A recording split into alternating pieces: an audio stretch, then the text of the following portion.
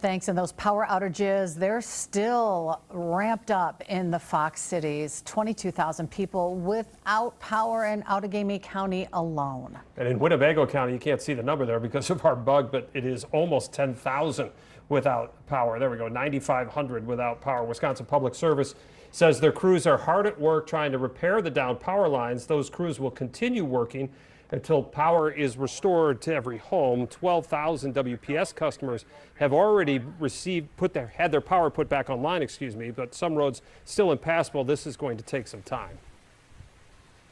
The damage that our crews are seeing is significant. They've encountered broken utility poles, down power lines, trees and branches that have been knocked down and have fallen onto our equipment as they've been working to make those repairs and restore power to our customers. Matt Cullen telling us that critical services take top priority. That's places like hospitals, police departments, fire departments, but each and every outage will be addressed as soon as crews can get there and repair it.